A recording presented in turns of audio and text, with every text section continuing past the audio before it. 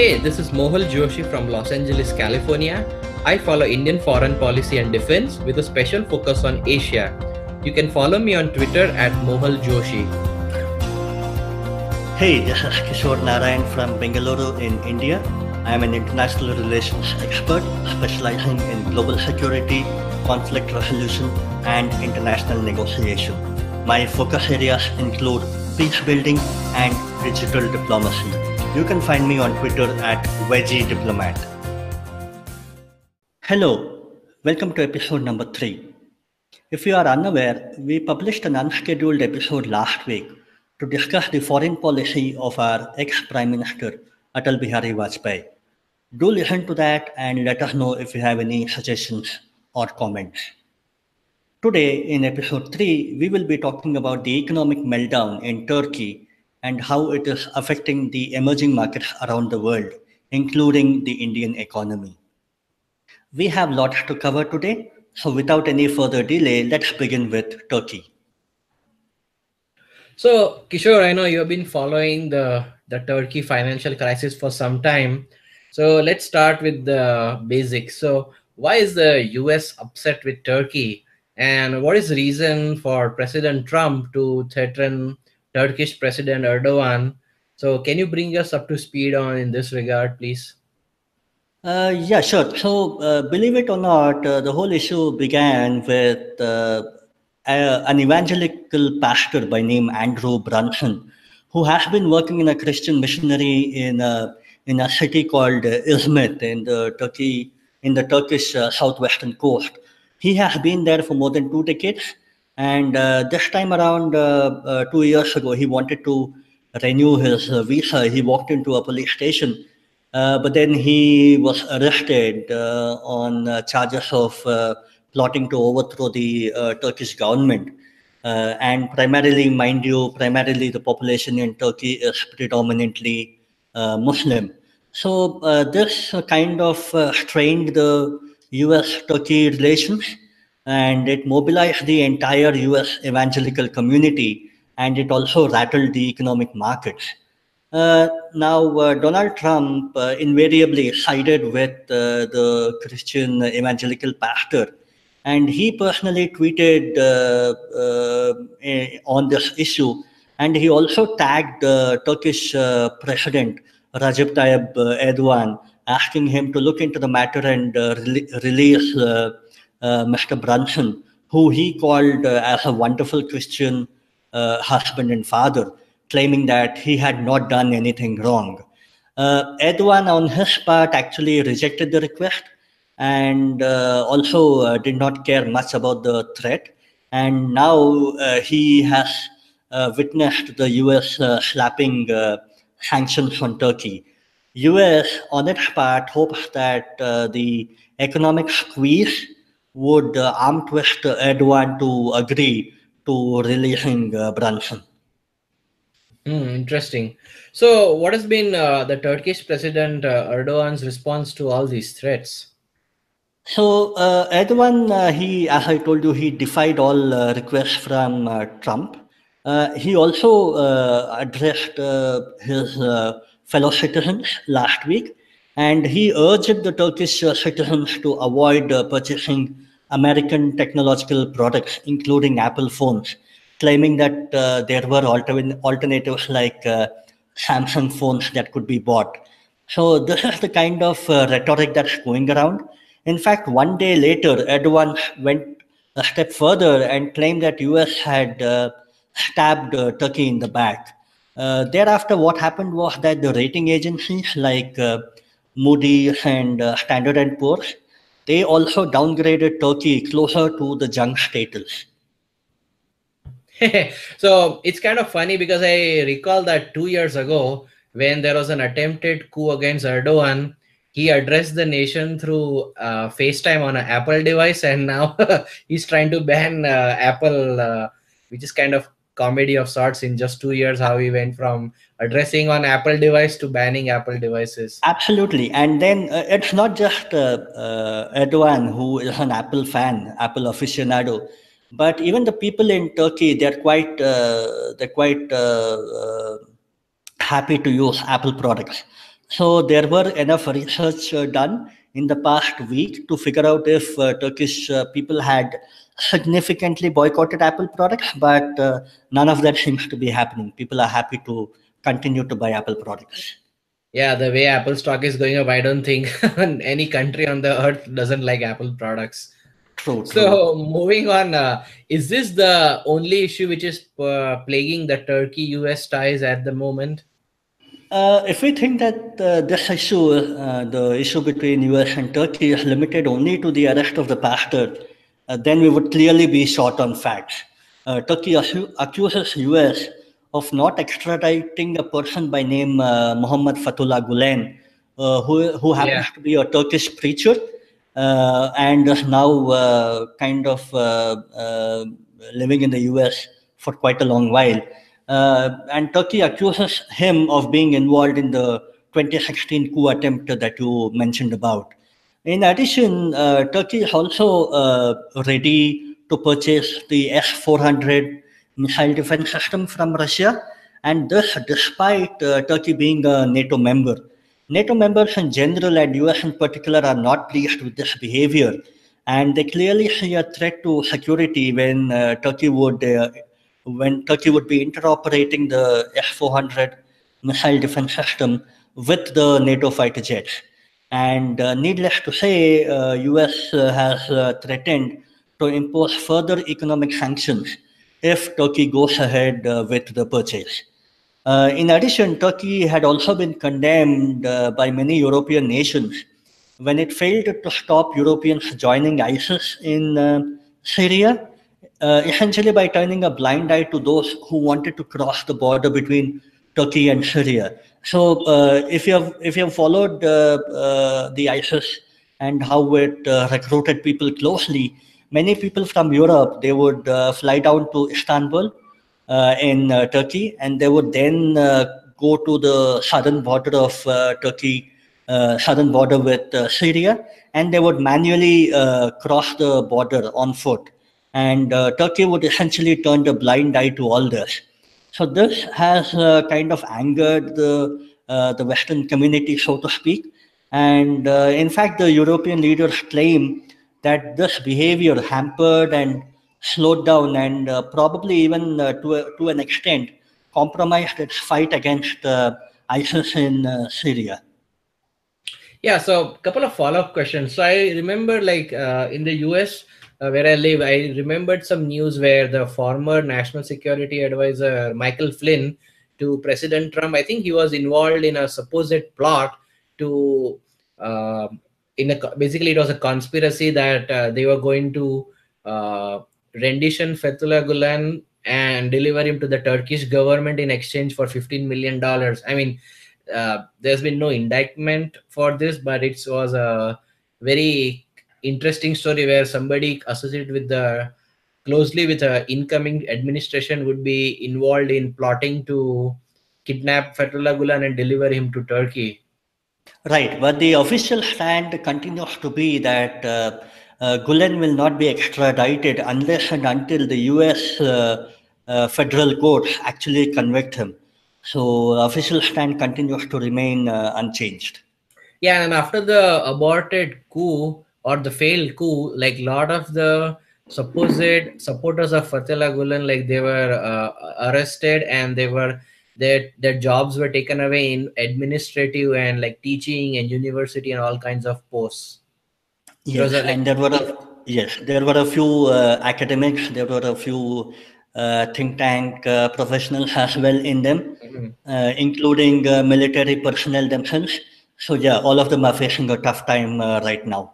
Yeah, so it's like probably like a de facto dictatorship in Turkey. So coming to the second Indeed. part, you did mention ISIS and the easy. So what I remember is, correct me if I'm wrong, that in the beginning the Turkey was turning a blind eye, but I guess once the Kurdish rebels started growing in power, they started getting involved more closely in opposing the Syrian rebels. So was it like they didn't had it a animosity between Turkey and Syria? Like why were they turning a blind eye before? And then maybe was it that Kurdish rebels getting stronger? They started intervening more in the later years.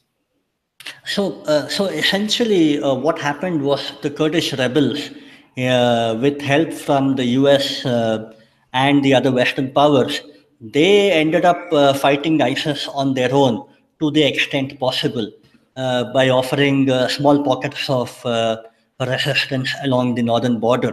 And this kind of was not to the liking of the Turkish government, Turkish Hmm. administration, because simply put, they did not want the Kurdish groups to grow stronger and stronger.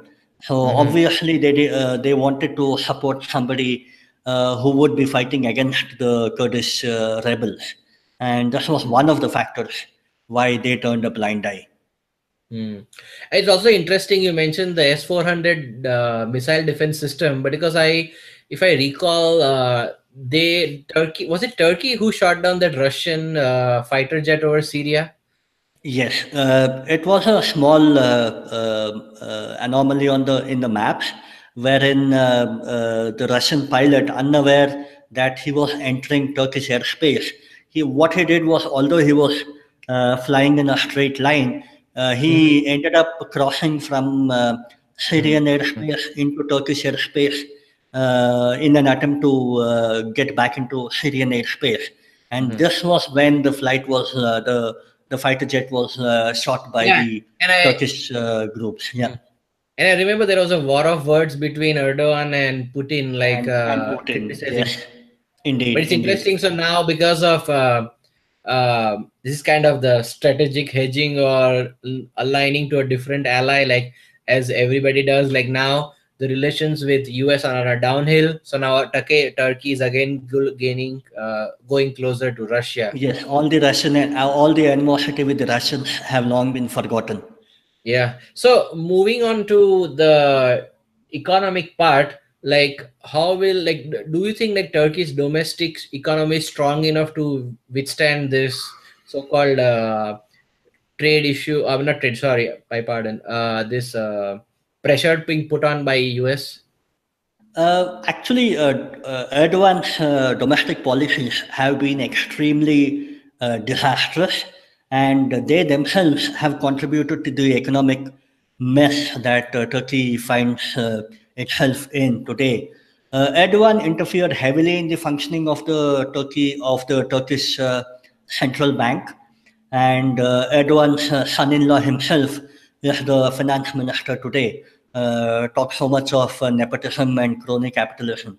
Turkey's growth, on the contrary, has been quite impressive in the first quarter of 2018, probably close to 4.5 to 5%. However, the current account deficit in 2017 has increased by 50% from its 2016 numbers. So the gap between the imports and the exports keeps widening, and this has kind of resulted in a lopsided trade deficit. And Erdogan he tries hard to pin the blame on the US for all the economic difficulties, but then the reality points to domestic factors.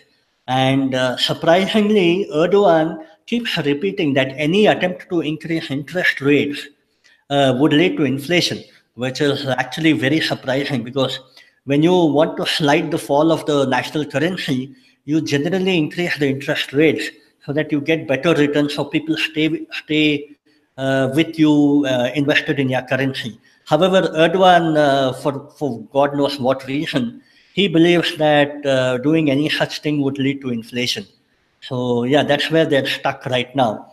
And this kind of a mismanagement has now led to Turkish lira crashing spectacularly to all-time record low levels. It has fallen almost 80% in the past 1 year alone. And last week, the collapse of the lira led to panic in all the emerging markets around the world, resulting in weaker currencies vis-a-vis the US dollar. So I guess दामाद जी का problem सिर्फ India में भी नहीं है. It's also in Turkey. Absolutely, absolutely. Yeah, yeah. With their son-in-law being applied, like we used to joke about Robert Vadra in India, but I guess दामाद जी के problem सभी देशों में है. Everywhere, everywhere, everywhere. uh, It's interesting. Nepotism is independent of like any state. Okay, so what's next for Turkey? Yeah, Turkey has an easy way out. All it needs to do is to release the U.S. pastor in some kind of a deal and send him back home, and that would easily lead to the U.S. lifting all the economic sanctions and the trade barriers that have been imposed in the past fortnight or a month, and that would easily reverse the downfall.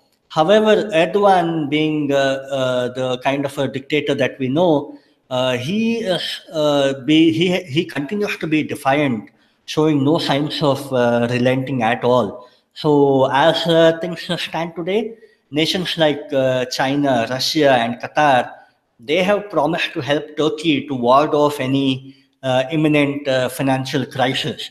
So this can, in a way, to summarize geopolitically, this can only be the beginning of a long, drawn-out shift in geostrategic alignments. Turkey and Hmm. NATO might actually, Turkey being part of NATO all along, Yeah, yeah. both of them, they might reach a stage where they might agree that the best way out would be that Turkey would walk out of NATO. And that would imply that the NATO nuclear weapons and the US military personnel who are currently present in a military base in Incirlik in Turkey, they would Hmm. have to be vacated in the long run. And this kind of a outward movement would clear the path for Turkey to join hands with Russia, China, and eventually can also lead to formation of an axis to challenge the NATO hegemony in the region. Hmm. So, like it's no surprise that Turkey is sort of moving towards the known and stability. Like Qatar is the surprise package in these states where it's seeking financial help from. Yeah, and that also kind of links well with the shooting down of the Russian fighter jet that we discussed right now.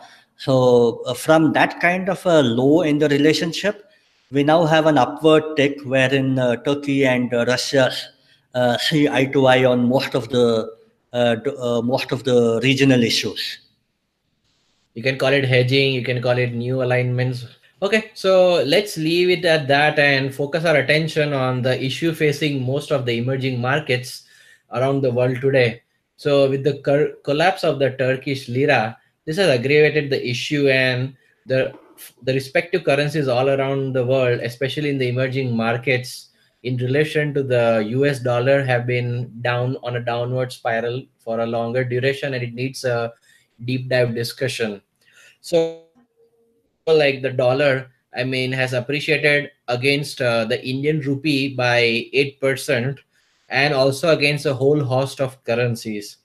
However, the interesting to note is that when you compare today versus 5 years ago, when the last major dip in the Indian currency was, that the rupee is stable versus all other major currencies, be it the euro, the pound, the Australian dollar, or the yen.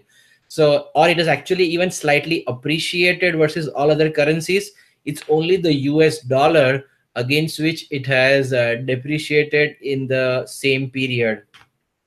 So many have attributed this downward trend to the strengthening of the dollar versus any major issue in India. So what has happened, like interestingly, over the last few years is that there have been significant forex inflows during the last few years, and because of the higher interest rates that the RBI uses to combat inflation. So what this has done is this inflows into India have artificially inflated or strengthened the rupee, and at the current values, and many people argue that the depreciation of the Indian rupee versus the dollar is where the rupee should have actually been all along, but because of the high forex inflows, it kind of appreciated a bit, and we were used to that level where it should have been in the 68 to 70 range all along. Now, interestingly, the principal economic advisor to the government, Sanjeev Sanyal, has rightly said that the Reserve Bank of India (RBI) allows the rupee to find its level in the medium to long term, and the RBI only uses its forex reserves to temper short-term volatility. So many have argued that RBI should intervene hard and not allow go the rupee over the 70 mark.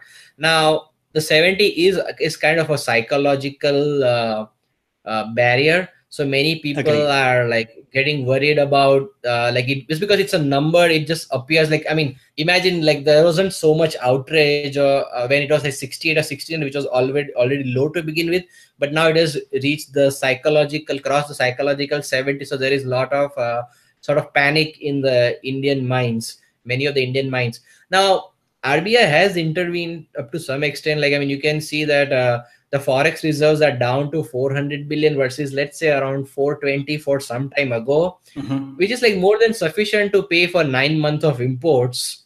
I mean, compare that to a situation of our neighbor Pakistan, which don't even have 1.5 months worth of forex reserves to pay for their imports. Yeah. So now, the problem is that most of our imports is including is traded in dollars.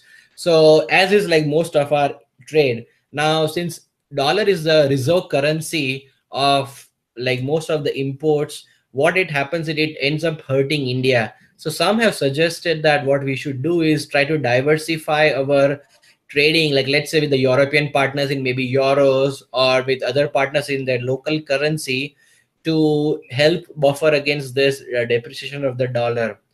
So and interestingly, like in like the episode one, Kishore, we did discuss that how Iranian oil, which was cheaper because we got better terms on shipping and insurance, which Right. now if US pressures India to move away from Iranian crude, like it will be a double whammy because we will not get those sweeteners on shipping and insurance, so we have to pay more. Plus, the dollar depreciation will hit us doubly hard. So now with the elections 8 months away, the general election in India, the government I think is going to find it hard to pass on this increase in price to the customers, because there was some outrage when the prices of petrol increased like around the summer time frame, and now to increase Mhm. it again would be politically hard for the government to do. So the challenge is, let's say if they bite the bullet and increase the prices, what this does is this creates a cycle which doesn't help the macroeconomic picture. So let me explain. So let's say any increase in price due to the dollar depreciation is passed on to the consumer. So not only it pinches the consumer at the petrol pump, but also you remember like most of the transportation of goods in India is done by trucks, right? So the price of diesel goes up, it hits inflation. Now inflation, which is currently below, I believe below 5%, would go up. Now, if inflation goes up, it hits at your fiscal deficit, which the fiscal deficit is basically your the difference of your expenditures and your revenue. Now, the government has a plan to peg the fiscal deficit as 3.5% of GDP.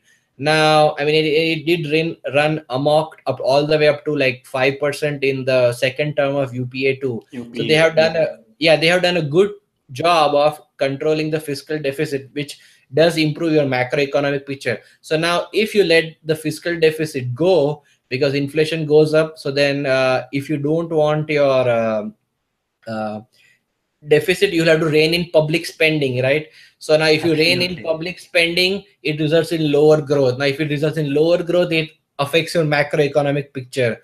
So like already our trade deficit was at a very high number, and even the current account deficit, which is basically a difference of your inflows and outflows of money, which was it's already there's expectation it will go to 2.5% of GDP, which is significantly higher versus I think probably just zero point 0.6 or 0.7% a couple of years ago. So all these small shifts in the fiscal deficit, the current account deficit, inflation, they will all hurt your economic picture. So this doesn't help you in the long run.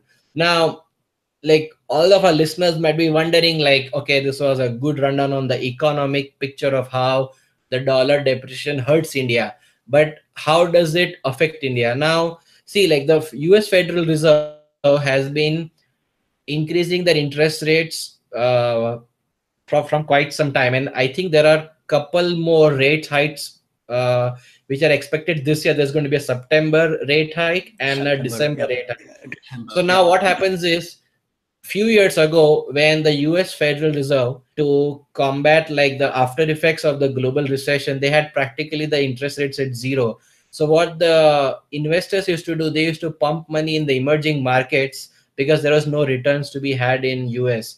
Now as the US rates go up, and some of these economies like just Turkey did, if they go in economic tailspin, what that does is that it creates doubt in the mind of investors that, okay, could India be next? And now with all the factors that I just mentioned, if you have higher inflation, if you have higher current account deficit, if you have higher fiscal deficit, this will all hurt your macroeconomic picture. So if Turkey goes today, I mean, the economic picture in India is much better than it used to be, like let's say 5 years ago, but it will create a doubt in the mind of the investor. Could India be next? Now, if it creates doubt, people start pulling money out, and it creates this vicious cyclical feedback loop where the rupee could depreciate further and the macroeconomic picture could even go worse. And I haven't even taken into account the impact, let's say, an external event could have on, let's say, the price of barrel of oil going up.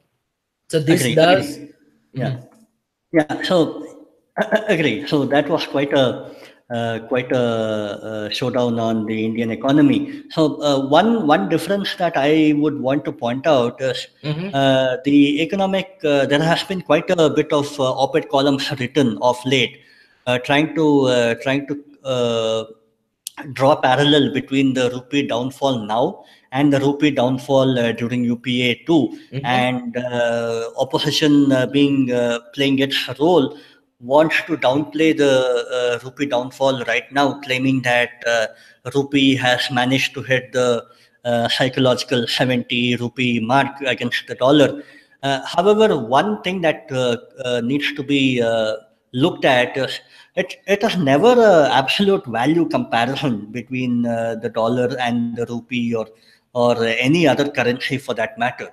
It is generally a relative strength or relative weakness. Now, just because rupee is falling, it always does not imply that the macroeconomic factors within India are poor. It might also mean that the macroeconomic factors within the US are actually getting better and better, and the US economy is growing stronger and stronger. And that Mhm. actually justifies why the US dollar is becoming stronger, and as a result of which the federal bank in the US is kind of forced to increase its interest rates. And that is when the global investors would take out money from the emerging markets and invest them in the US markets.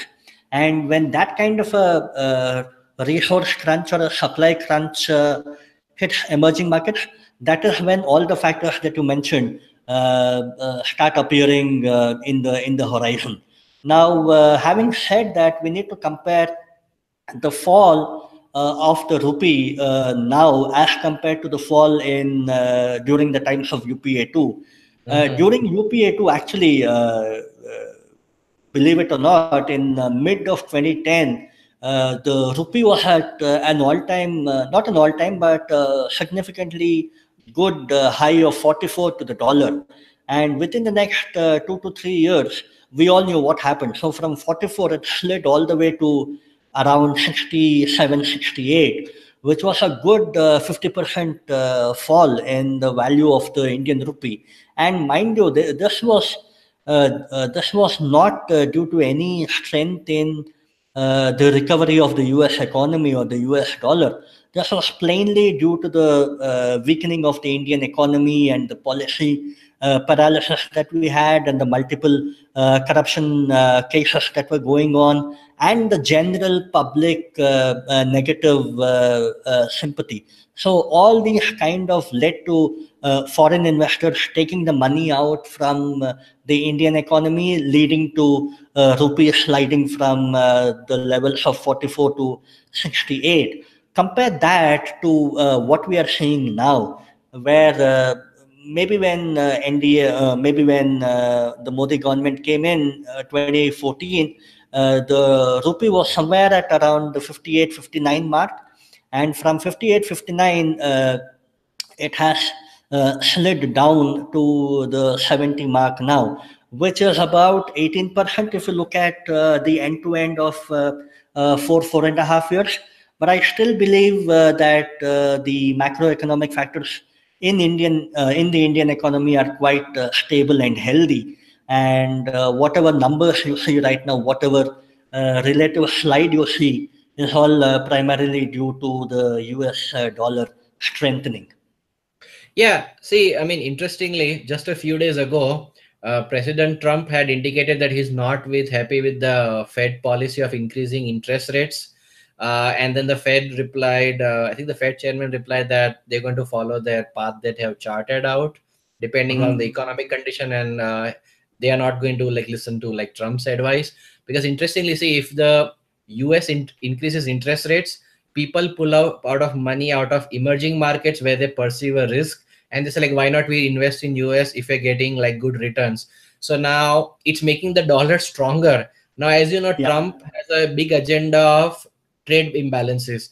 Now if the exactly. dollar appreciates, it makes their exports uncompetitive, so it becomes harder for US to close the trade deficit if the dollar becomes stronger. So he wants a weaker dollar, interestingly, just to make sure that exports don't become uncompetitive.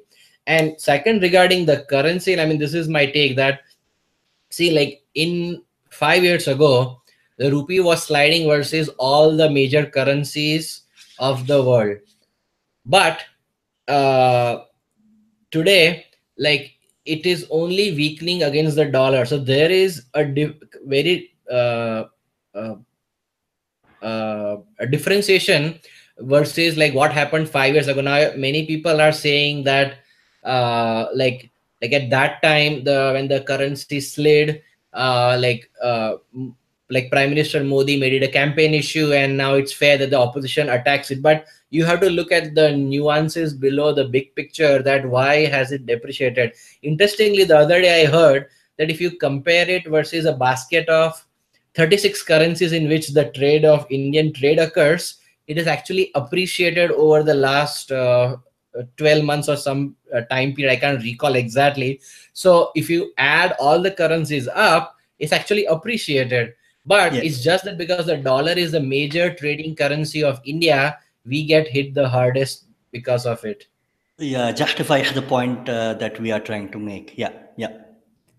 So now, like one might have like say that, let's say all this economic discussion is well and good, but how does it play a role in strategic affairs? I mean, how does it help hurt in India? How what it has to do with Indian foreign policy? Hey, wasn't this a foreign policy discussion after all? So see, today China's economy is like 5x times of India. A fact they were interestingly constantly reminding us in a stream of persistent verbal threats during the Doklam standoff, which again, interestingly, is in the news this week. But I mean, that would be for a different discussion. So as you see that China's rise in the world has been seen with rising economic prosperity. Now, their economic prosperity over the last 30 years has increased their political clout in the foreign policy. Now, what this means for India is that if we don't grow at a high rate, China is going to pull away even more from India, skewing this ratio of 5x to even a bigger gap. Now, what India needs is that we need to grow consistently at 8 to 10% to close the gap between the two countries. This will help India to improve the standing in not in terms of economic clout, but also our projection of soft and hard power. Now, India, we cannot aspire to be a regional powerhouse without getting the economic power. So, the military power is all well and good, but some of it does flow from being an economic power. And like Aparna Pandey in her book From Chanakya to Modi says that Indian economy has a tremendous potential, and there is a huge demographic dividend which is waiting to be harnessed. This government has a once in a lifetime opportunity to build on this by harnessing the Indian and global corporate sectors to spur economic growth. So I believe that as the Indian economy, let's say if it grows like well at 8% or even higher, as we close the gap with China, I believe it will give us much more leverage in negotiating with China, which is a sore point right now. That China has moved leaps and bounds ahead of us. So as maybe by middle of the decade, let's say we close the 5x gap to let's say 2.5x in terms of economic power, it will automatically reflect in terms of our position vis-a-vis China. And especially when the Chinese economy itself is showing signs of slowing down, the rate at which the gap would be closed down, the rate at which the gap would be narrowed down, would only be accelerated. Yeah, so I mean, they are, I would say, what you call in the classical middle income trap situation. Yep. So they are slowing down. So this is the opportunity with our bulk of our demographic dividend, like coming to the working age, where their working age is increasing day by day. We could really grow from 8 to 10% to start to close the gap more aggressively, and this is going to help us out in the long run. Absolutely. So yeah, that closes our discussion on the fall of the Indian rupee and other major currencies against the US dollar in the past few months. Okay, switching on as part of our recommendations. Mohal, what do you want to recommend today? So I saw this fascinating conversation on Rajasuya TV, hosted by Frank Rojan Pereira, The Big Picture. So there was an episode on the fall of the Turkish Lira and how it impacts the Indian economy and the Indian Rupee. So I would recommend the viewers to view that on YouTube. Yeah. Interesting, interesting. Okay, so my recommendation for the day is actually a positive story coming out from Africa, a developing positive story. Africa, when you generally hear the word Africa, you generally have a lot of negatives in your mind: poverty, corruption, civil war, and likes. But what we have been seeing in the past month and a half has baffled everybody. We all know that the country Eritrea separated from Ethiopia in 1993, and within 2 years ended up in a border dispute and leading to a war with Ethiopia. And the two nations have been at war ever since over a small section of land. What happened during that time was that Eritrea actually forced permanent conscription for all adult males, which in simpler terms means that all adult males will have to join the army for an indefinite period. Now, people not wanting to get into the army were actually running out of the country, but not knowing where to go, were actually getting onto boats, trying to cross the Mediterranean, going into Europe. Now, what has happened in the past month is that a new person by name Abiy Ahmed has become the prime minister in Ethiopia, and he has unilaterally gone ahead and offered an olive branch to Eritrea, giving back the land that was disputed all along, and this has resulted in both the countries declaring the end of hostilities and also setting up embassies in both the capitals and even starting flight services between the capital cities. So this in turn has allowed Eritrea to announce that going forward they will not force military conscription on all adult males in their country. So this has definitely resulted in a lot of good vibes within Eritrea. And even the European Union, which bore the brunt of illegal migration during the last migration crisis 2.5, 3 years ago, has kind of welcomed all the events that are happening and is quite hopeful that this will lead to prosperity both within Ethiopia and Eritrea. So people generally keep asking me, why do we need to look at all happenings around the world? And this is one such reason why I believe we need to look at things that happen around the world. A small event of a new young prime minister becoming leading a country and ending all hostilities, even stopping a border war which went on for 20 long years. This has a long run ramification around the world and leading to end of hostilities and even growth of peace. So yeah, that's my positive story for the week. So yeah, that brings us to the end of today's episode. As already indicated, do listen into episode number 2, and if you haven't already, where we discuss the foreign policy legacy of Sri Atal Bihari Vajpayee. We urge you to subscribe to our channel India Rising and also tap on the bell icon to be notified whenever a new episode goes public. If you have any comments or suggestions on any topics you wish to hear upon, do let us know. Until the next episode, this is Kishor Narayan and Mohal Joshi wishing goodbye.